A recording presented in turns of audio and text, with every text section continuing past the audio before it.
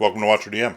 I'm Gabriel, and in this video, I'm just going to show the different screens that I've gotten, like DM screens, with different products from Kickstarter.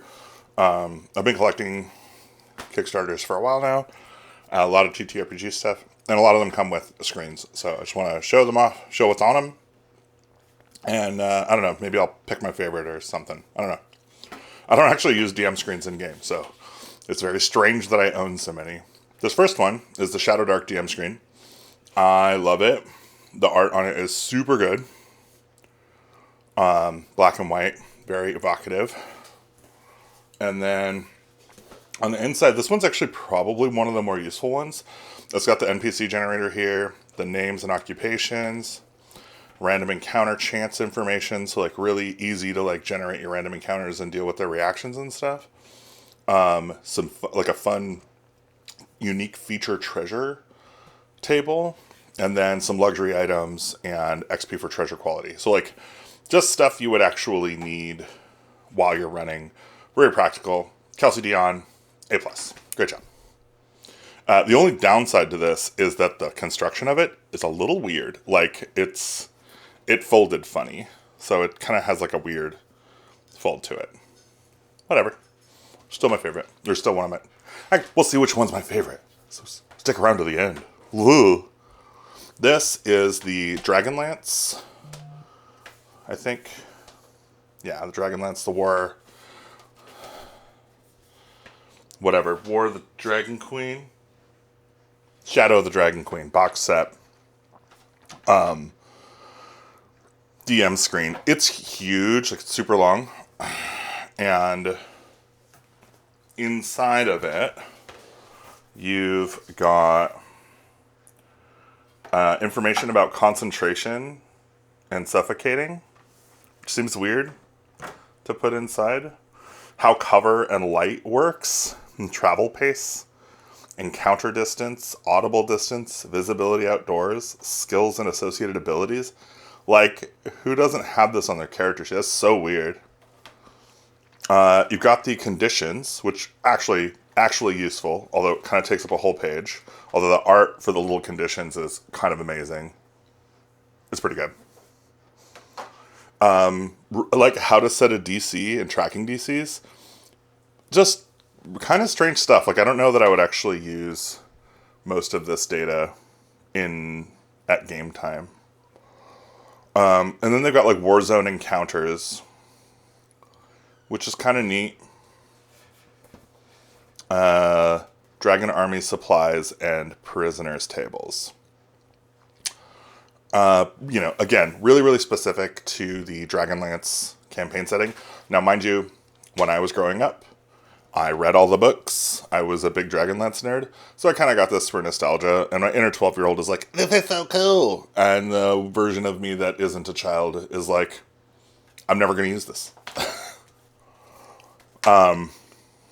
This is from the Heliana's Guide to Monster Hunting Kickstarter campaign. I'm pretty sure. It is impossible to tell which way is up. Or either that or this is literally upside down. It's like, look, this building here is upside down, right?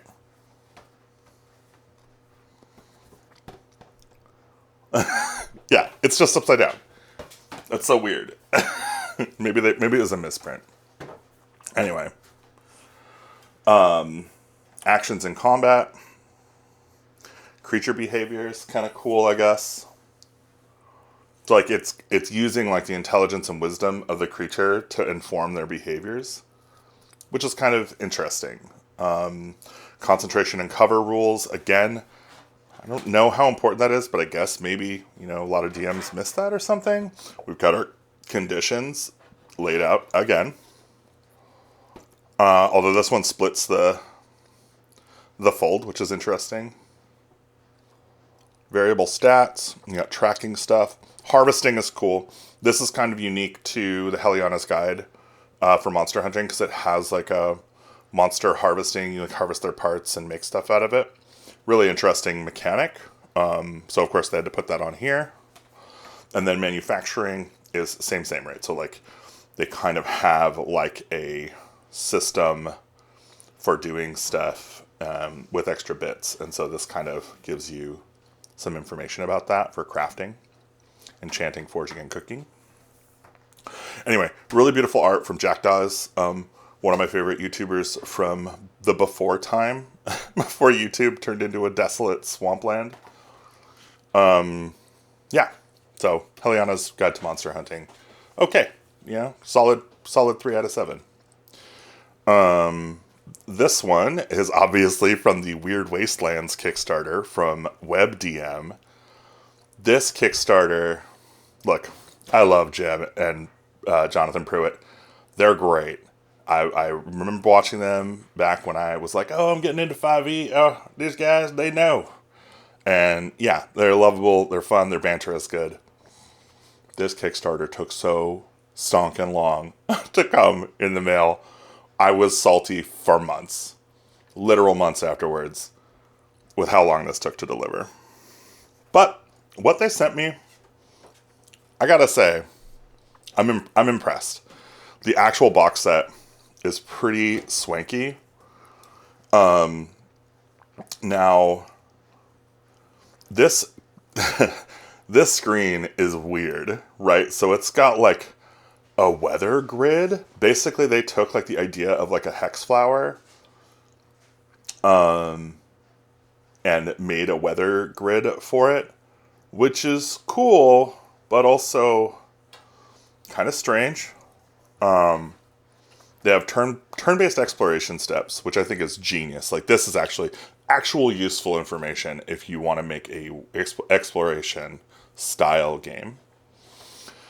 And I think Weird Wastelands, the objective here was to make a really fun exploration, the environment is the enemy kind of game. And I love that kind of game. So they have some cool encounters. Wasteland activities. Partying or roughhousing. Boasting or showing off. Parlaying with X. Now, what is X? You got monster activities. Reaction tables for the different kind of core type people types, I guess. And then generating like a wasteland settlement. I could see this being pretty useful. I would probably end up using this more during prep. Except for the encounter stuff, which I would definitely use. Anyway, it's a pretty... Let me get the actual... It's kind of weird they use these last two panels to like say that Weird Wastelands in the middle panels have this gorgeous art. But yeah, it's the world we live in. Whatever this thing is. I just love this thing. What a weird monster. It's great. Okay. This is where my collection gets truly bizarre. I backed the Adventures in Oz 5e Kickstarter. Why I backed this, I cannot tell you. I am not a fan of The Wizard of Oz. I don't think it's a particularly compelling world. I may have been suffering from some form of mental... I don't know. I like sucked into a Kickstarter for no reason. I don't really know. Anyway, I've never played it, but let's see what it has on the screen. Maybe the screen is super useful, and I don't know.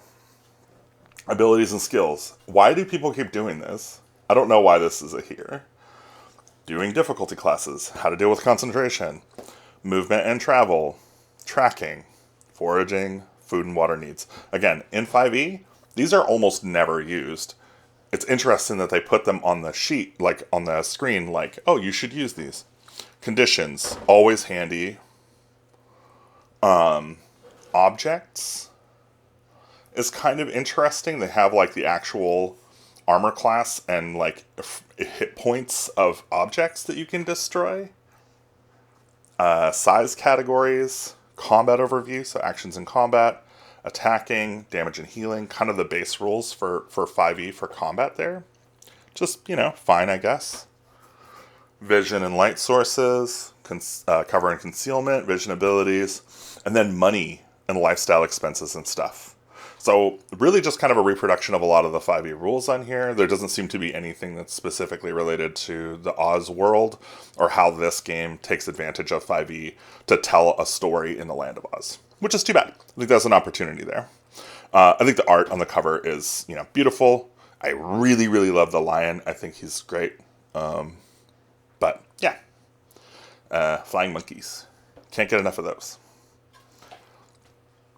The last one in my collection is probably the one with the least compelling outer visual. So this is the Auroboros Coils of the Serpent Kickstarter from Chris Medson. He is the guy who kind of worked for a long time for Blizzard doing the World of Warcraft series and did a lot of the lore for the Warcraft universe. And this definitely has that character to it. Interestingly, there is a descent chart here. So there's some stuff here that has to do with the mechanics of the game, that are specific to Auroboros. So that's kind of neat. Otherwise, we've got our setting a DC, we've got our skills and associated abilities, things you can do on your turn, conditions, right? Not a ton here that we're seeing that's new. Concentration, travel distance, urban encounters is kind of neat. Centaur gang runners, drunken ruffians, Draconis Malisath enforcers. Here we're seeing them putting some of their game world into this, which I think is cool. I don't know how useful that is. Obviously, this is only going to be if I'm running the specific Auroboros campaign. And then you've got writs of passage, bounties, prohibited goods. Very, very strange content on this last panel. But I think the art's really good. On the inside of the panel, somehow they were just well, we got to show these DMs how pretty our game is. But, players, whatever, they get a weird skull snake logo thing. Anyway, that's what I got. Thanks for joining me and watching all the way through. I'm going back through all these. I'm just going to say Shadowdark, best one. That's it.